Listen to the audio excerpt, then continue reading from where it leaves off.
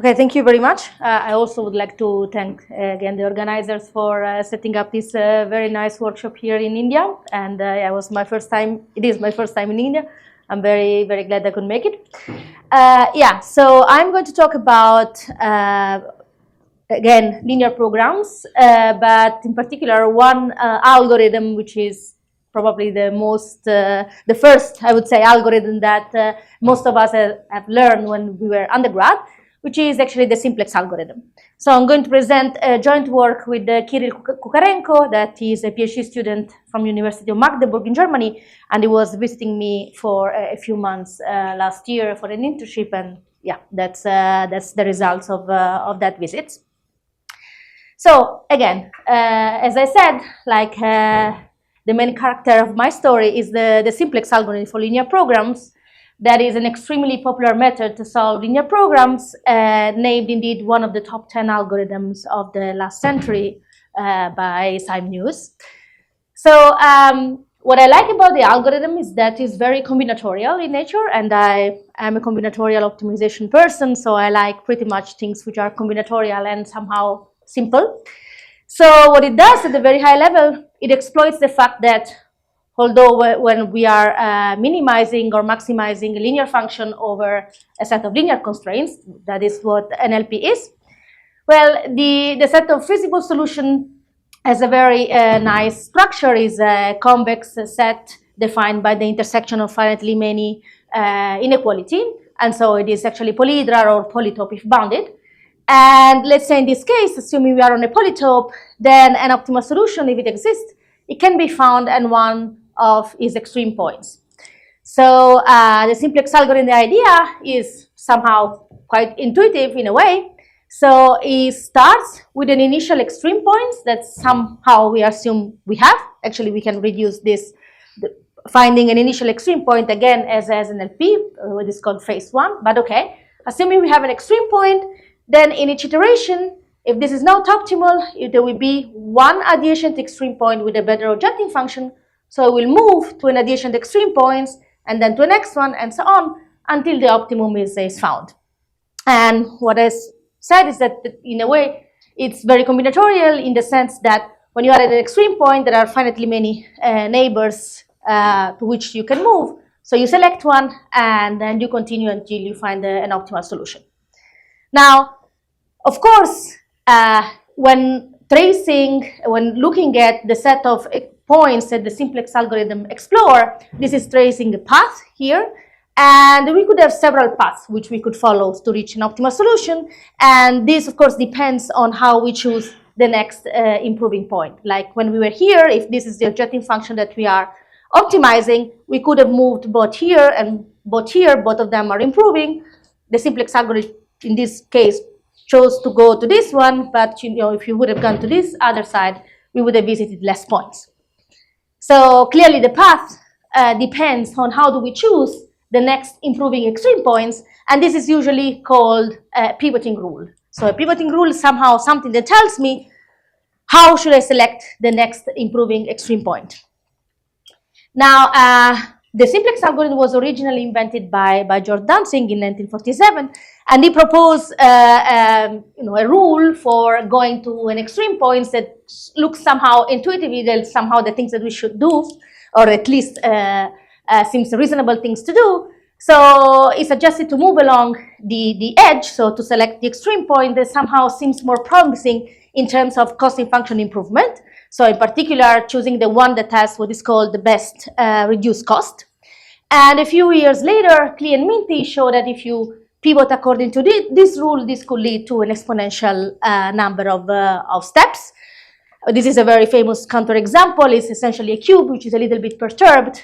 And here, if you use Dantzig rule, you essentially visit all the extreme points until reaching the optimal one, although you are at a distance of one. Now, of course, many people and many researchers during the years have tried to see what happens if you use different pivoting rules, and there are too many to list. So here are just some examples, but let's say that for all the pivoting rule for which later people have been able to actually analyze it, so at the end of the day, they turn out to exhibit a worst case exponential or sub-exponential, or anyway superpolynomial behavior of the simplex algorithm.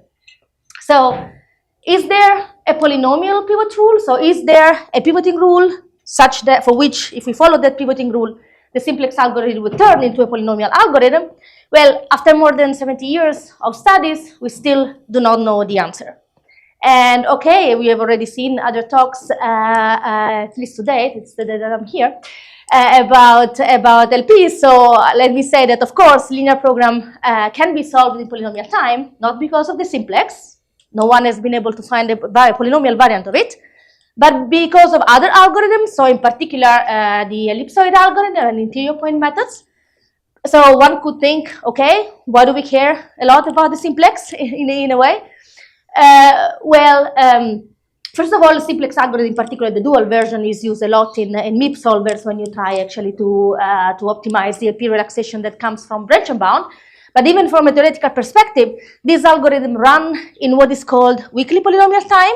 So roughly speaking, they are polynomial in, let's say, number of variables, number of constraints, and they depend on L, which is, let's say, the largest coefficient that appears in the description of your data. So in the essentially this represents the size of the numbers that appear in your LP.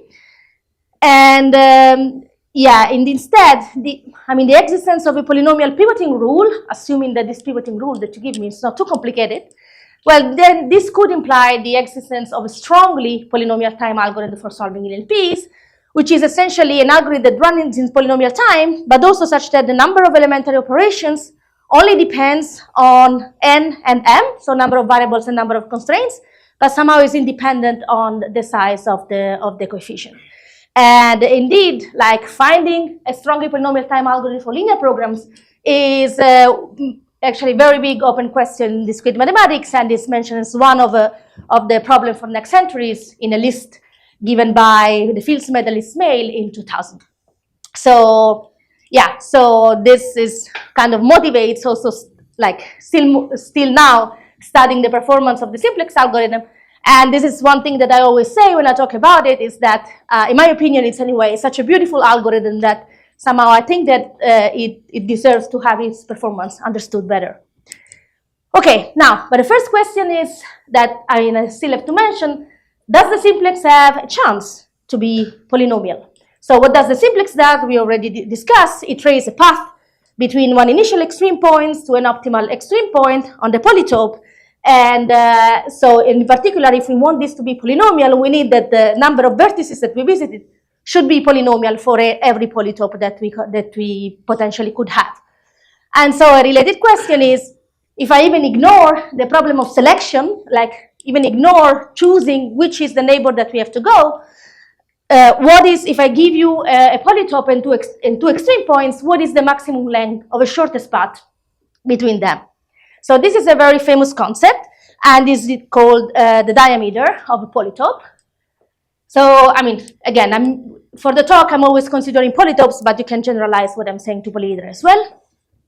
So, what is the diameter formally? We can naturally associate a graph to a given polytope by just taking the vertices to be the extreme points, or the vertices of the polytope, and the edges are essentially given by the one-dimensional faces of P. So I just look at zero-dimensional, one-dimensional faces given from the polytope. So in this case, that's the graph that we will get. And then the diameter of the polytope is the maximum value of a shortest path between a pair of vertices of this graph, which usually is referred to as the one skeleton. And in order for a polynomial pivoting rule to exist, a necessary condition is that there is a polynomial bound on the value of the diameter of a polytope. Okay, so what is known regarding this? Well, there was a famous conjecture, which is not a conjecture anymore, that was proposed by Hirsch in '57, actually in the context of studying the behavior of the simplex method. And he actually conjectured that the diameter of an n-dimensional polytope with m facets is bounded by n minus n. Now, this turned out to be too optimistic bound to claim. So this was disproved not too long after from unbounded polyhedra But it took a little bit more for this conjecture to be disproved for instead bounded ones. But then Santos, like, let's say, almost 15 years ago and now, because the first result actually appeared in 2010, but actually constructed a counterexample to this conjecture.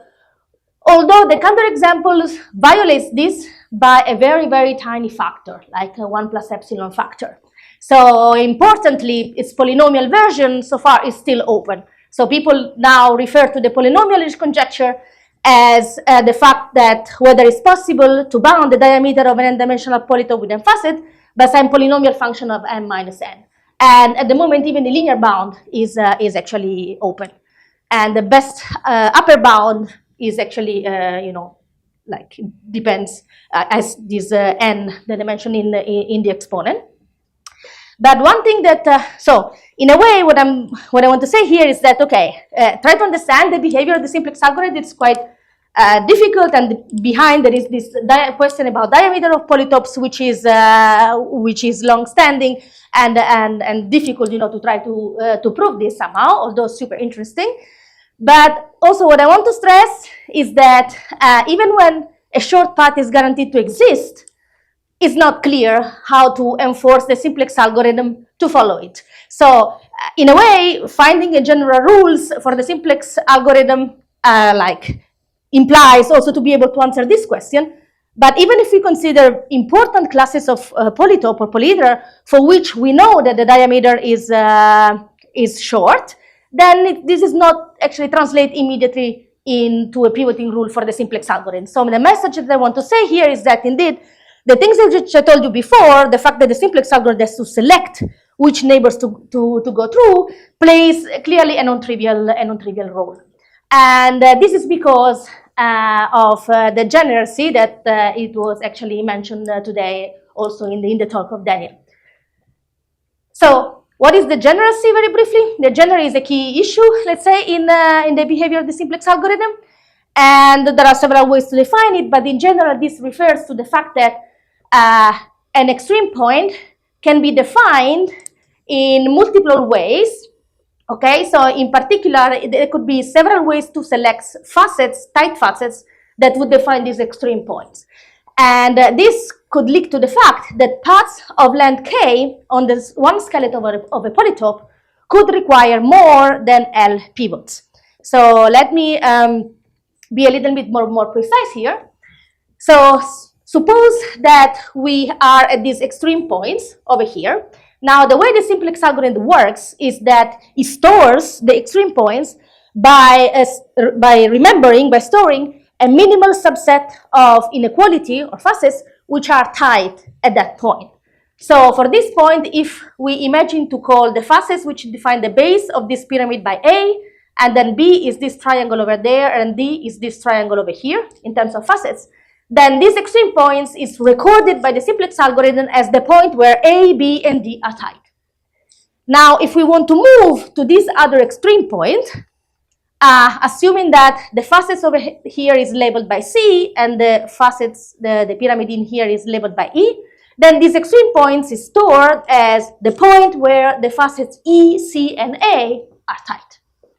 So what happens is that now if we want to move from this extreme point to this one, so what the simplex algorithm would do would keep dimension minus 1 inequality tight. So in this case, B and D will stay tight.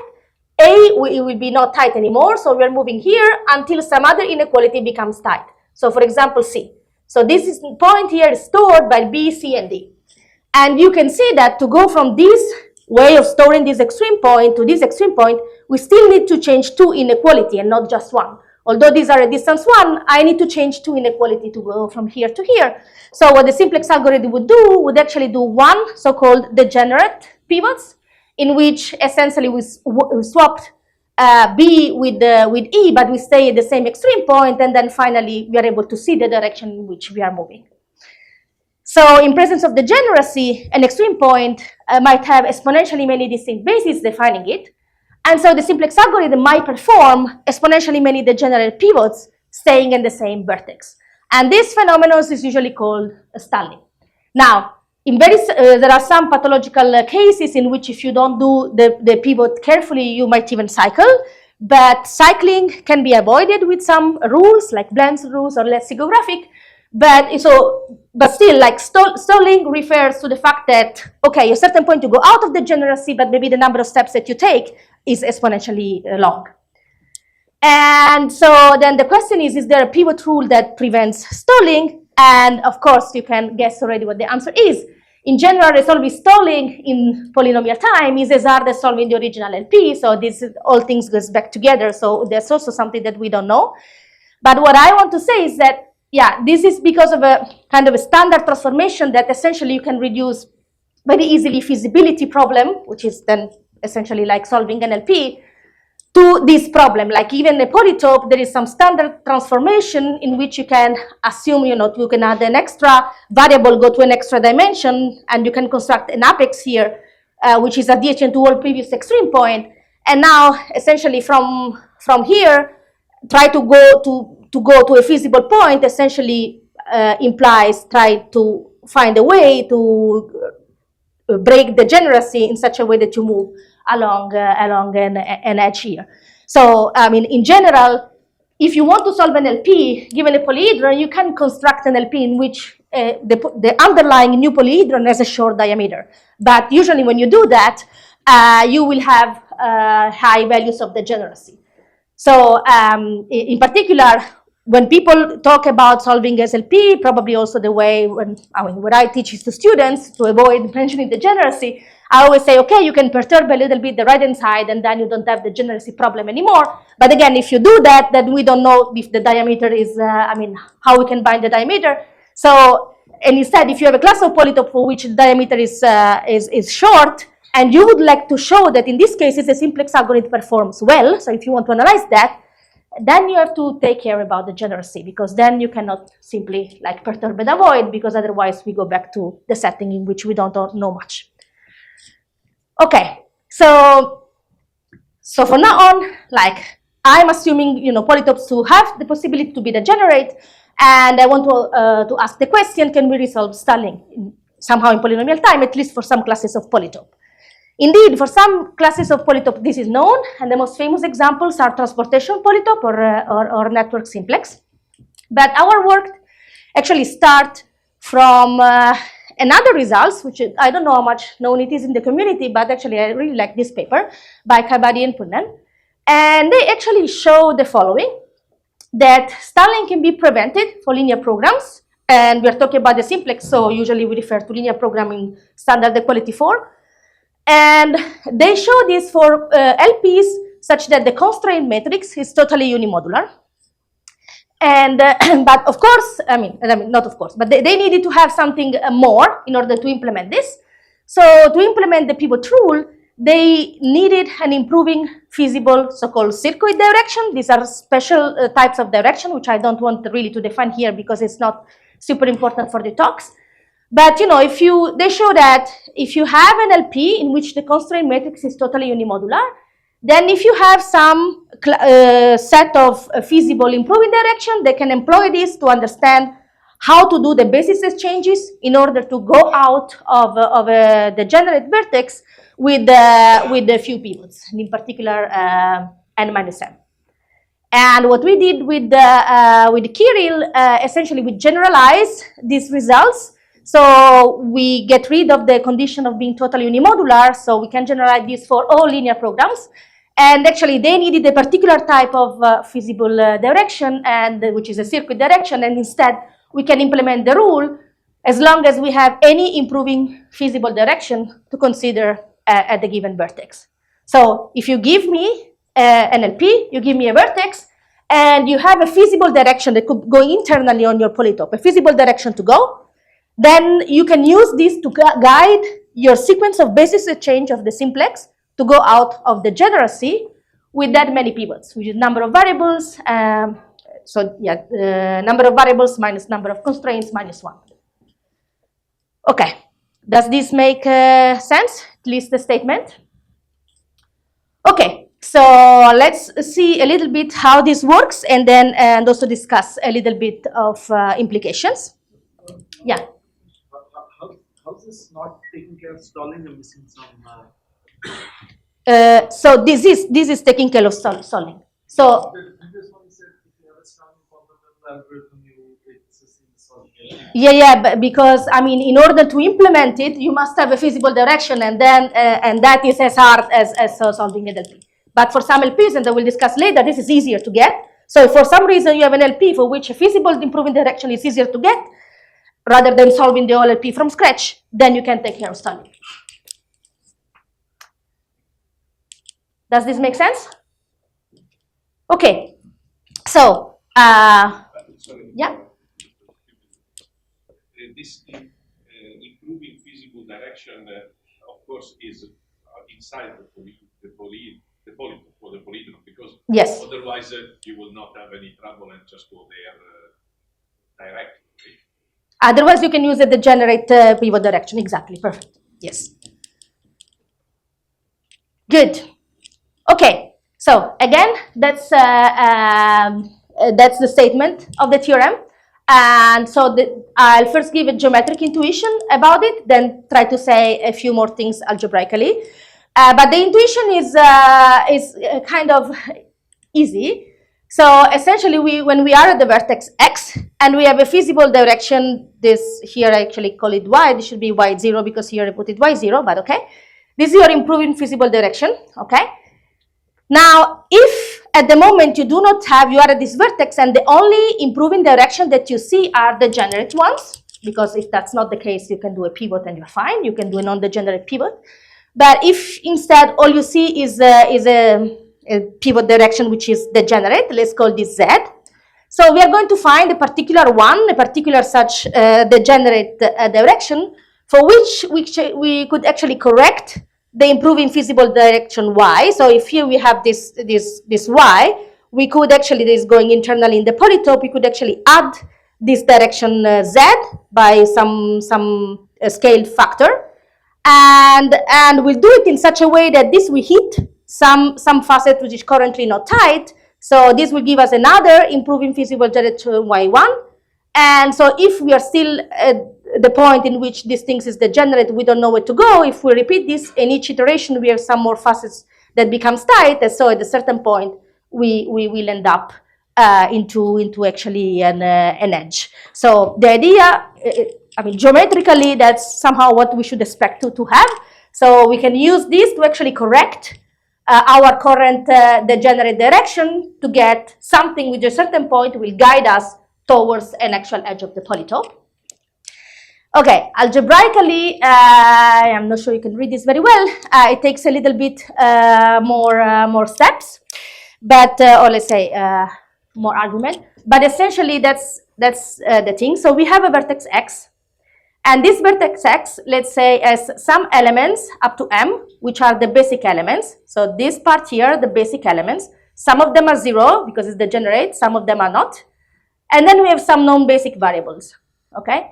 So what we're going to do, we are going to do algebraically induction on this element, which represents the non-basic elements in which y0 has positive support. This is a feasible direction, so here our feasible direction must have positive supports. So we select one entry that has negative reduced cost. There must exist one that has a negative reduced cost among this one. And then when we select this, we get an automatically direction that the simplex would like to follow, which is Z.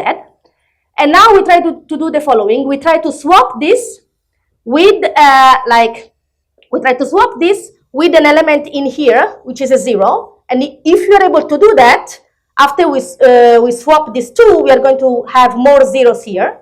If this is not possible, we actually sum up y by plus alpha times z, and when we do that, we can show that one element here becomes 0, and so at that point, these are our new directions, and we would do the swap of this element with this element, which again will result in having one more 0 here.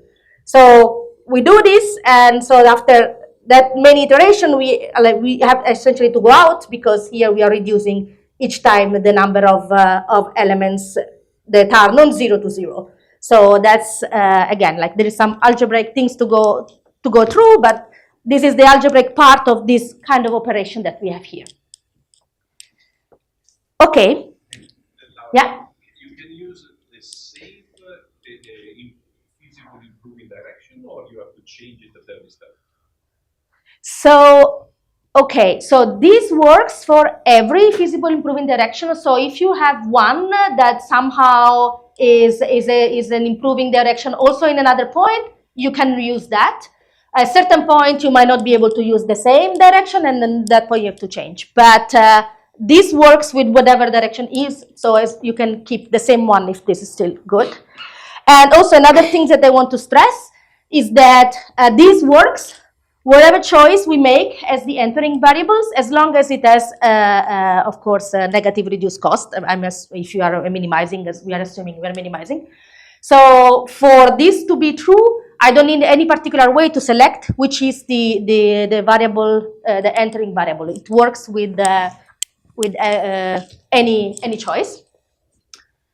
And okay, so what is our theorem showing essentially is that there is a short sequence of simplex pivots that escape degeneracy. Also, one thing that I want to always stress when I give this talk is that I'm looking at simplex pivot. That means I'm looking at pivots. Every pivots, one entering variables, one leaving variables define a direction that might be degenerate or non-degenerate, but I want the direction to be improving with respect to the objective function. So that's what is for me a simplex pivot. Now, of course, as I said, the drawback of this whole machinery is that it requires an improving feasible direction in order to guide your selection of pivots. And finding one, I already said it, but is in general solving LP. However, so first, as I said before, for some classes of polytope, it might be easier to find just an improving feasible direction. So if that's the case, then you can try to use it. And secondly, from a theoretical perspective, I was more interested in the theoretical implication. So in particular, as we will show next, our result can be exploited to prove that for some classes of polytope, for which is already known that we have a short path, so a short diameter, a short path between any two extreme points, we can turn this into saying that not only there exists a short path, but there exists a short sequence of simplex pivot that actually reach an optimal solution. I'm not somehow guaranteed maybe to follow that path, but I can consider in particular basic set changes that follows improving directions, and there is a short sequence when performing both degenerate and non-degenerate pivots. Because in general, if you have a polytope and you know that there is a short path, it's still not clear if this short path requires you to do some degenerate pivots, how to select these degenerate pivots that are still simplex improving pivots. And instead, that's what I mean by this. So what I'm going to do next, I'm going to show some classes of polytope for which we can employ this and show a short sequence of simplex pivots. Okay, so let's exploit this rule to give general bounds. So, okay, one thing which I should say is the following. As I just said, if you have some classes of polytope, and I can give you even a particular class, which is the class of 0,1 polytopes. For 0,1 polytopes, the diameter is small. This is known since the late 80s. And so for every two extreme points, you can construct a short path on the one skeleton. But, so technically, even if you take that path and you know the direction in which you have to go, it's not clear how to do improving basic changes that would actually lead you to that path. And we cannot directly combine a short path with our method to give short simplex pivots, like we have to do a little bit of work. And the reason is that, as I showed you before, once you give me a direction, we are not going to follow that direction. That direction might not even be an edge. And in particular, even if you give me an edge, we do some changing when we correct these degenerate pivots in a way. So we do not really control which is the non-degenerate pivot that we eventually perform. However, we were able to combine this with some known results, in particular some results of Kitahara and Mitsuno a few years ago. They actually gave a bound on the number of non-degenerate pivots for LPs that depends on the maximum and the minimum non-zero coordinate of a vertex. So for example, for 0,1, that would be essentially 1 for both But I mean, you can extend this, so they give a way to produce a bound on the number of pivots, and this bound will depend on number of variables, number of constraints, and this quantity over there.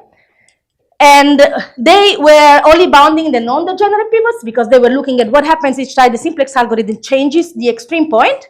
So we combined that with our analysis to show that there exists a pivot rule that makes the simplex reach an optimal solution with that many simplex pivots. This is essentially the same bound that they have, and it just multiplied by 1 n minus m factor, because this is the number of degenerate pivots that you have to do inside the degenerate vertex.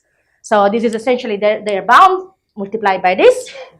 And okay, just a very high level intuition. So what happens for this proof? So we consider extreme points, which we call xt. T is the number of iterations that we do. And here is important both the selection of the direction and also the selection of the entering variables. So in order to prove that there exists such a sequence, we use the guiding direction x star minus xt, which is essentially the optimal solution minus xt. And so as with this guiding direction, let's assume we do k degenerate pivot inside our extreme points. So suppose that at xt minus 1 we do a non-degenerate pivots, then we do k degenerate, and then k plus 1 we go out. Essentially, this bounds follows by proving that whenever you do a non-degenerate pivot, you are making an improvement. So this is with respect to your optimal solution. So the cost of your point minus the cost at the optimal point is actually so the difference is getting smaller by a certain function with respect to the previous difference's cost. So in every iteration, you are actually making an improvement by some significant factor, which depends on this small delta and big delta.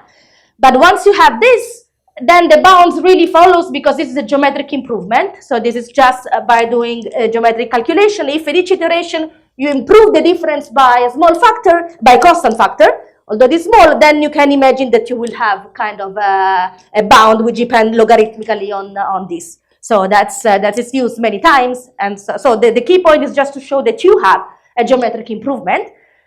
But again, the geometric improvement also, like it was in their paper. So essentially, this boils down how can we prove this geometric improvement? And again, the idea is that these kind of things hold as a combination of two inequalities. So the first inequality is showing that when you do a non-degenerate step, there is a lower bound by how much you move, and there is a lower bound that depends on let's say, the maximum reduced cost that you have when you move along an entering variable that has this as reduced cost. Then if the minimum non-zero coordinate of a vertex is delta, you'll do this small delta, you do at least a small delta step. So you are improving by at least that factor each time, because that's the reduced cost, and that's the small delta that you use. On the other hand, you can upper bound the distance between the current solution and the optimal solution, because essentially you can, if you look at this difference is essentially C transpose YT, which is because YT is the direction that we are using to guide our pivot rule. But again, YT in the most case has n minus m non-basic coordinates that can have at most a delta value, and they can carry at most that amount of difference into the cost. So between xt plus k and xt star, there is that much somehow to cover in terms of cost, and in each step you do that amount. So if you combine these two inequality, you get a geometric improvement, and then you get the logarithm. There is something I'm putting a little bit under the carpet here, because in some steps the YT might change because we do this correction, but by the way it changes, it's not going to affect the support of the non-zero coordinates for Y, and that's why this two inequality goes through, like at a very high level. But anyway, long story short, what is happening in here is that again, so we are basically taking their analysis And for that specific analysis, we were able to combine ours. So although our direction changed, for that analysis would essentially go through even with that.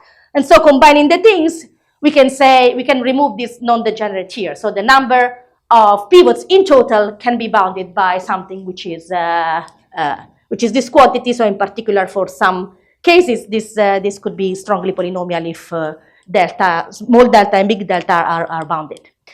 And indeed, this is the case for some LPs that define classical combinatorial optimization problem.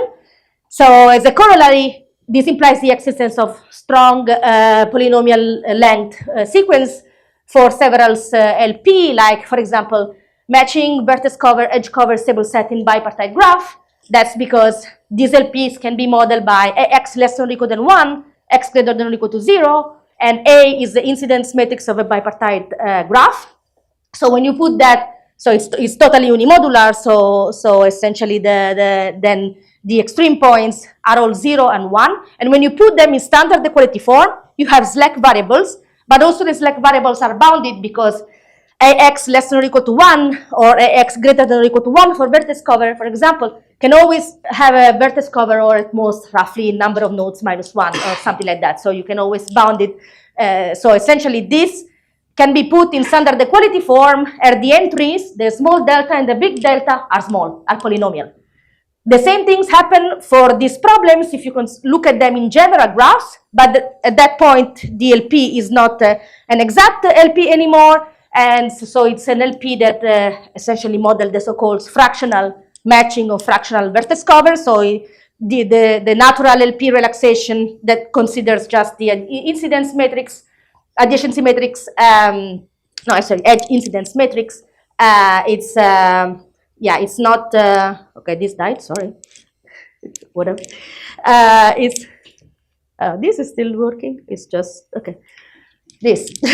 So this is now fractional, and so for general graphs, so this LP relaxation is not exact, but the extreme points are actually half integral, so they can have value like 0, 1/2, or 1. So again, half integral extreme point, slack variables are bounded, so that's implied. We can use our results to imply the strongly polynomial sequence of pivots. The same things for LP modeling, what is called the stable marriage problem. I don't know if you have heard of it, stable marriage or stable matching, which is essentially matching problems when you have preferences defined over the set of nodes. It's a very famous problem in game theory. This also works, and also for LP modeling some flow problems. In our case, we need bounded capacity because we need this delta, small delta, not to take very big values. Let's say that for this latter case, for the one about flows, this result was known already by Orlin. It's already the mean cost flow, which I defined before. Actually, his result is more general because it does not require the capacity to be bound. But for the others, as far as I know, this was not known. And no, it is. It is. Even for big capacity, it is still strongly polynomial. He's bound, not ours. That's why I'm saying here a bounded capacity. But his result is more general. Okay. And then last things that I want to say. So these results actually that appeared at last IPCO conference, and after that, we decided to have a look at what happens from computational perspective. Let's see if this makes some sense at all. So after what we tried to do, we tried to implement it. So we conducted some experiments to evaluate the performance of the rule, of which, our rule, I now call it the anti-Stirling pivot rule. So, okay, so essentially we took the CLP solvers with the Python package which was allowing to change the pivot rule. And we took some LP data sets, and we actually, in particular the netlib LP, and we actually run the simplex algorithm on each of these LP with the following pivot rule. So we have ours, but we consider Danzig, where you take the most negative reduced cost, Bland's rule, when you take the lowest index, steepest edge, when essentially you take as the entering variables One that tells the direction that maximizes the improvement divided by the norm, and in particular the one norm. Then we had LIFO, which selected as entering variable, the one that minimizes the number of iterations that passed since last time that the variable left the basis, and most frequent, which is select the entering variables and maximize the number of times this variable was chosen as entering variables. If you ask why we choose this file, this is because that package had already this, so it was the quickest thing to use to compare. And for our anti-styling pivot rule, we actually guided it with x star minus x for a pre-computed optimal solution x star, which in particular we got with Danzig. And we wanted to track the number of pivots required to reach the optimal solution by each rule. And so we was limiting the computation to 30 minutes. And so there were like 84 instances for which within 30 minutes, all the pivot rules succeeded in finding an optimal solution. And that's kind of the results. It's just divided in 42 and 42, just in terms of number of iterations, just to show them better. And that's our rule. This is essentially like, somehow it's a violin plot that essentially tells you more or less the number of iteration. Iteration, I mean the number of pivots, the number of changes in the pivots. I'm not looking about time and whatever. I really want to understand the number of pivots. And yeah, so this is essentially the performance that we get. That's the mean for all our, all the pivots rule that we actually tried. And yeah, so one thing is that it seems that the anti-styling pivot rule is performing quite well. And again, what was our goal? So we guided the pivot rule with the direction x star minus x. So you need to have x star already the optimal solution. So this is purely theoretical for me. Why did we use this? We use this because this seems to be the one that could guide best your, your pivot rule, right? So why did we do that? So our goal is to see whether this choice translates into a few pivots in practice, and that seems to be the case. Why? Because recall that again, I'm using that direction, but at a certain point the direction will change, and we do not really control what is the actual edge direction that we end up moving along. But if this seems to work well, so, and indeed the experiment seems to support the intuition that this is a good thing to do, then I'm now interested in this question. So now can I formally prove somehow that under some condition, that there are some conditions that ensure that the direction which I am actually getting is a good approximation of the direction y. So if I have a y and I'm guiding it and it seems so if I have a good direction y, then maybe I can spend some time try to prove that z somehow approximate well y. And of course, x star minus x star is the optimal solution, so it might not make too much sense, but it is known that applying, this is just for people who know about circuits, otherwise forget about it, but it's known that applying a sequence of augmentation internally to the polytope using what is called the greatest improvement in circuit direction yields an optimal solution with a weakly polynomial number of steps. So again, this is not requiring you to find an optimal solution. This is a particular circuit direction solution. And even if you approximate this is still good. And so then, the things that makes me think now is maybe one could try to analyze what happens if you use that as a y. So in a way, it seems that if you have a good y, it seems that this is following well, maybe not, but this is what the experiment seems to suggest. And so maybe it makes sense to try to put some effort in proving it. Thank you.